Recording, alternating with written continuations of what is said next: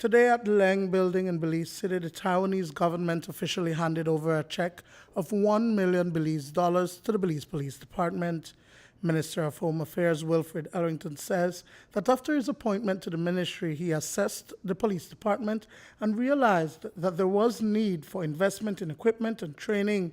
After meeting with senior officers of the force, the training, in my view, is much too short for them to be able to do an effective job.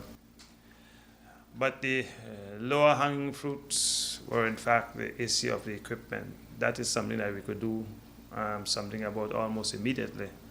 And so once we had identified what the need was, we decided to seek source of funding, and of course the immediate response came from the Taiwanese. Taiwanese ambassador to Belize, Charles Liu, a former police officer himself, impressed on his foreign minister to make the donation, which goes beyond what was requested by Ellington. I know how difficult, how tough the police job will be. So that's why I appreciate the minister, the commissioners, and all my police brothers and sisters, how they fight, how they prevent the crimes in Belize.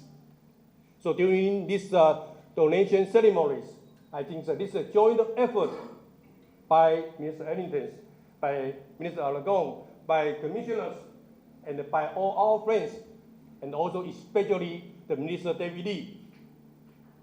All of them, all of the efforts we put together to make these contributions, this donation possible. According to Commissioner of Police Alan Wiley, the money will be used to acquire motorcycles, handcuffs, and even drones to fight crime.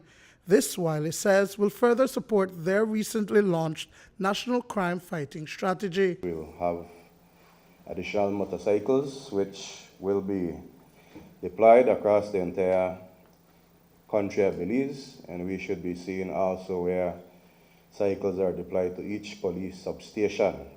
That should increase our visibility as well as our response time, as well as our ability to respond for call for assistance. We also intend to put a number of those cycles again in all the districts at the prosecution branch, where that will allow the process servers to be able to serve the different processes, warrants, etc., execution, so to ensure that in terms of the prosecution side, there are less cases being struck out because witnesses are not being summoned. And so I'm certain those cycles will assist us. We're also going to acquire a number of drones, which again will be deployed whenever we're doing anti-crime operation, because drones, as part of the department embracing technology, drones can provide us wide coverage in terms of when we're operating. It'll give us an eye from the air that we're able to see targets or suspicious persons or movements.